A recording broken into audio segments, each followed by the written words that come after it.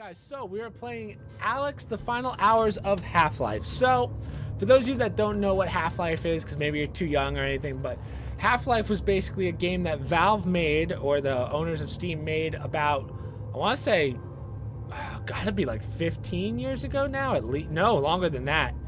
Probably like late 90s was when the whole project started, but it was kind of a revolutionary game in history, or in the history of gaming, I should say. But basically, they took a 10-year hiatus. We've been waiting for Half-Life 3, and instead they came out with something called Half-Life Alyx, which was basically almost like a precursor to Half-Life, which was a VR game that came out a couple of months ago that basically swept the gaming world by storm, I guess you could say. Put out a video on it a couple months back, so if you want to check that out, go ahead. But this is basically a game on how they did it. So they basically, how they made the VR game. And they kind of made it like an interactive storybook, which is why this is like a puzzle game, but it also tells the story of how they developed the game, the VR version. So yeah, we're just gonna send it, see how it is, and hopefully we'll have some fun with it and learn something. Friday, October 98, Valve. Oh yeah, perfect. I was right, 98. Gabe Newell, email from the computer lab at the University of Southern California. Gabe Newell is the owner of Valve, for those of you wondering, of Steam. Thanks for taking the time to show me around. I had a great time. There's Gabe. I'm not quite sure why I saved the email or why I kept 5 different alpha and beta discs from the original Half-Life. Sensing Valve software was up to something special, I spent the next few months of my sophomore year writing the final hours of Half-Life, a behind-the-scenes look at the making of that game. Oh, wow. Over the past 22 years, I've chronicled the evolution of Valve with stories about making Half-Life 2 back in 2004 and Portal 2 in 2011. Now, 9 years later, we return for Final Hours, Alex. The story details the past decade inside the company. So basically why they took 10-year hiatus is what this is about. When he was 9 years old in 1998, James J. Benson could close his eyes and imagine the immersive thrill of playing a specific video game. Every weekend, he visited his dad. His dad had a PC. Jay, or Jazzman, as his dad called him, was being really honest. All he ever wanted to do was boot up his pop's PC and stand inside a dream. Okay. You can only sneak a couple hours of gameplay every weekend. It took young Benson over 6 months to maneuver his way out of the Black Mesa research facility, which is what the first Half-Life is based on. Actually, they just remastered that game. I think it's called Black Mesa. So check that out too. Some people appreciate video games from a distance, whereas some treat them as a hobby. Oh, I guess this is him. Oh, look at the cutie. So his dream was he wanted to get a job at Valve. There was one problem. Jay didn't have any particular game design skills behind bashing together what might charitably be described as a fanfic levels in RPG Neverwinter Nights. I don't think I ever played that. But in action, 2010. I'm trying to speed read this a little bit for you guys because it's a lot of reading. Benson formulated a plan over the next year. He would teach himself how to create game animation, working at his girlfriend's parents' house from 9 a.m. to 3 a.m. every day. Oh my God, that's amazing. These are the original animations. Wow. And welcome to the Black Mesa Transit System. This train is inbound. Level 3 dormitories, 2 Sector C test labs and control facilities. The time is 8:47 a.m. Thank you, and have a very safe and productive day. Good morning, Mr. Freeman. Looks like you're running late. I'm afraid we'll be deviating a bit from standard analysis procedures today. Those animations aren't that bad, considering.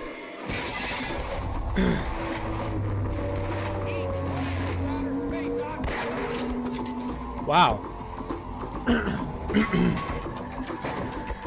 So, just so you guys know, this isn't gameplay. This is from the trailer from when they were releasing the game. Back in probably 98, right? They said was the start. So, that's pretty good for 1998. Okay, I'm going to read this, guys, because look, it's a lot of reading. I'm going to read it, and then I'll explain what happened, just so we don't have to go through all this, you know? Okay, so basically this just talks about how, okay, I was a little wrong. So Benson actually never got a job at Valve until later on, 4 years ago, Half-Life Alyx was released, and then basically they had They had a team after 4 years, and they said, hey, you guys are going to fix the bugs. That's when Benson came on. And yeah, the rest was kind of history. So there's not too much more to that, but ooh, okay. So now we're in here, boys. Oh wow, here's all of the okay. So this is the ever since 2007. This is all the big release dates. So right, you had Half-Life 2 back in 2007, October 10th. Then Left 4 Dead was November 17th, as well as Left 4 Dead 1. Oh, yeah. So this is 2008. 2009, a year later, was 2. That's pretty quick. I don't remember it being that quick. April 1st of that same year, you got Source 2. I never played that. Alien Swarm, I never played. Portal 2 was 2011. Played the shit out of Portal 2. I actually played it with Jason. I think I actually have some old videos on that. Codename RPG, Half-Life 3 development. So I guess they're talking about a development deal for it, but that doesn't mean anything. CSGO is released August 21st. That's probably, to this day, even though this was 2012, CSGO is one of the biggest games out there. So pretty big deal when that came out. Whoa. Okay, hold on. Let's go back real fast. So August 2007 was the Steam community. Steamworks release was January 29th of 2007. Steam Cloud, that's just what saves games. Steam on Mac was April 1st, almost 2 years later. First summer sale was June 24th, 2009, it looks like. Yeah. First Steam holiday sale, Steam Guard release. So that's their, not really an anti-cheat system, but it was like so you couldn't get scammed on Steam.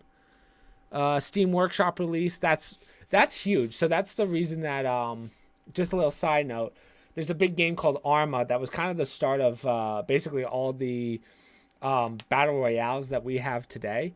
So that was kind of a pretty big deal because being able to have workshop maps where it was just a quick download and you didn't have to go through folders for mods and sketchy websites for it, you could just do it through the Steam Workshop. So that was huge.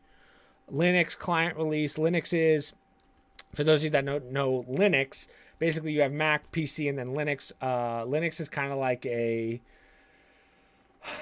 almost like an open software where you can do, how do you put it? So instead, say you have like an Android phone, right? You can like jailbreak it essentially, and then same with Macs or Apple devices, but you can jailbreak it and you can kind of do what you want with it. That's kind of what Linux is. So you can put any operating system you want on it, any OS, as we call it in the computer world. Valve announces its hardware intentions. I don't know what those were back in 2012, so I don't know. That might have been like the start of the Steam machine, maybe, but I don't know. CSGO released, we said. Big picture mode released. Steam Marketplace released. So this is where, right, CSGO must have been released. Yeah. So here's CSGO.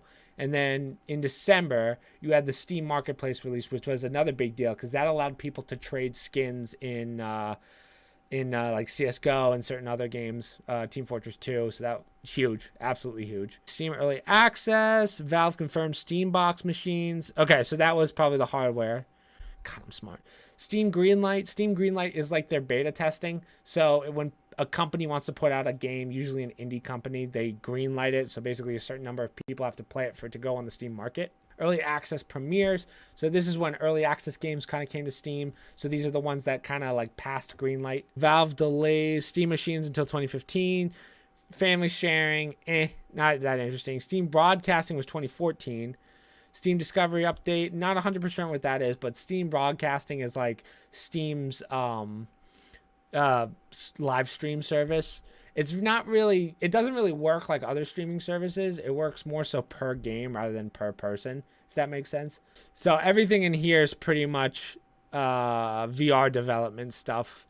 And then that basically gets us, Gabe says 3 VR games in development. Okay, cool. So yeah, so all this is VR. Then there's like a 1 year hiatus almost where they didn't really do much. And then Half-Life is released. Well, I guess we should start down here. The Index is announced, so that's their big VR machine, I guess you can call it. Aperture hands demo. That was pretty cool. So that was basically just showing off the index. Index is released. Development pause for Valley of Gods. Don't know what that is. Steam Labs. So that was their... It's almost like a VR testing project that you can download. It's free. Go check it out if you have a VR system. Steam Remote Play Together. It's kind of like family sharing, but not really. I don't know too much about it because I've never really used it. Steam Library released.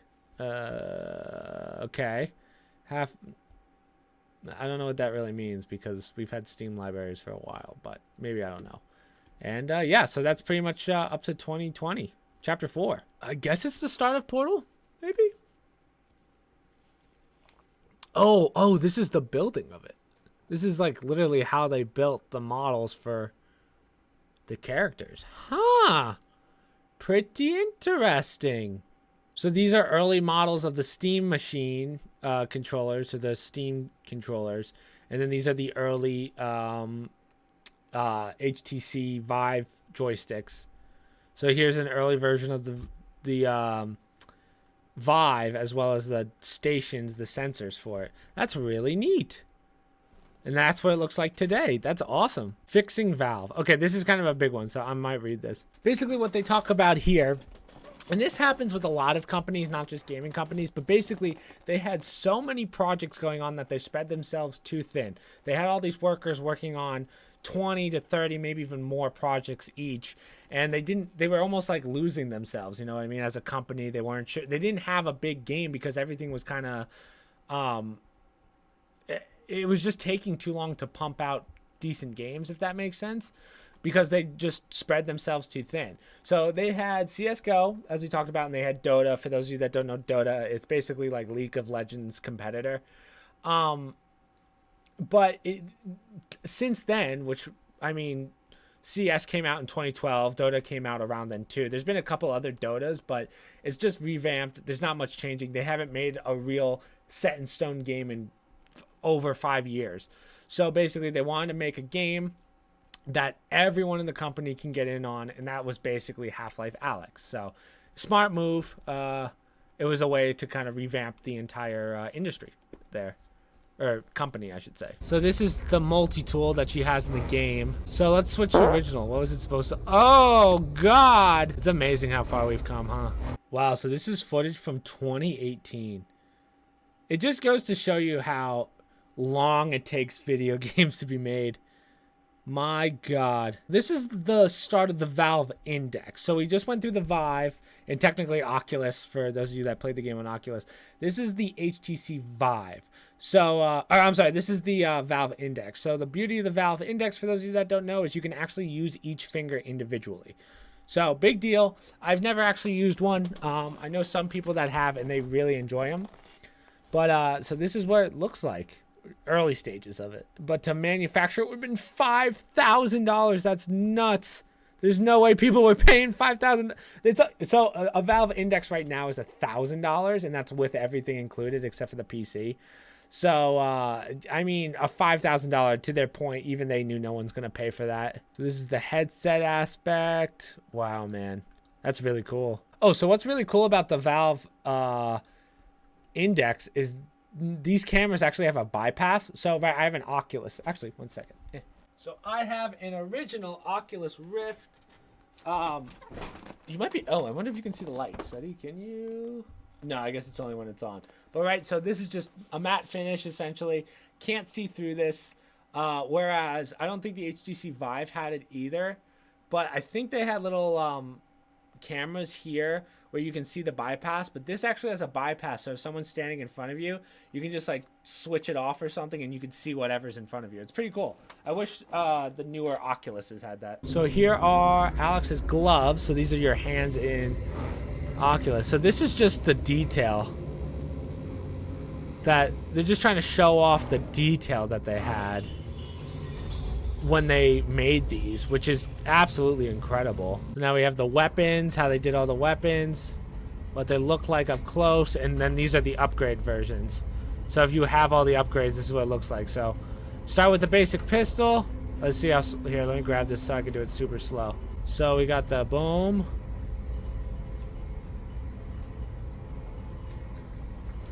how it works. It literally, look at that. It grabs a bullet. I just want to read this. So this is what everyone was working on. Holy shit. So, ready? Look at this. So this was what they had to do. So this is each person and what they had to accomplish. And this is how long they had to do it. 1 week. Look, this guy had, for grenades, he had half a week to do it. I don't know what the cues are, like these are, but... Man, dude. Just goes to show what it looks like. Ooh. Early concept work. So this is basically the bare bones version without all the textures. Let's see. So this is when they actually what's it called? Why can't I not coding? The Blender renders, you know? They started rendering out all the movements of all the enemies and what they're supposed to do. Wow. All that work. Now, I've never actually worked with, like, I've kind of worked with it, but I am not even considered a novice when it comes to this stuff. But all I know is that it takes unbelievable amounts of time to do this. Clothing jacket simulation. Oh, wow. So this is where they did the simulating textures for how things should move. Simulation on. Wow. Look at that. It's got the bounce. Simulation off. So it doesn't look that much different, but it's those fine details, right? That you don't notice till they're not there, if that makes sense. So see, now there's a little more of a bounce to his clothing. Man, that's pretty amazing. There's our boy Gabe. There was one potential roadblock. So we won't go through all this, but this is all the tracks and stuff that you can move around just to see what it was like. I do that enough with my editing. So now we're at the testing point of it, where basically they had the entire game probably about like 80% ready to be released. I will see you up ahead. So essentially this is just going to be not their plans. They're not going to tell us their plans, obviously. I don't know why they would do that. So I kind of just sped through that, but it was kind of a quick demonstration. But the ending basically just says that Valve now kind of has their act together in a certain sense. Like, they're not as spread out anymore. The passion in the company has come back because of this. So I think this is their way of saying, hey, we have plans for the future, which is super exciting, because even they'll admit, like, they hadn't had a really good idea for a game before Alex for a while. So, I mean, Alex is one of the best VR games I think we have right now. I think most people would agree with me on that. It was a very good game. So, yeah, we can't wait to see what they make next, really. Hopefully it doesn't take another decade, but, yeah, sweet. So, it's $10 for those of you that want to get it on Steam and just go into it for more depth than I did. I just didn't want to make a super long video about it. So, yeah, hopefully that kind of summarizes things. Hopefully you see it as we went through it together. But, yeah, peace, guys. See you in the next one. Laters.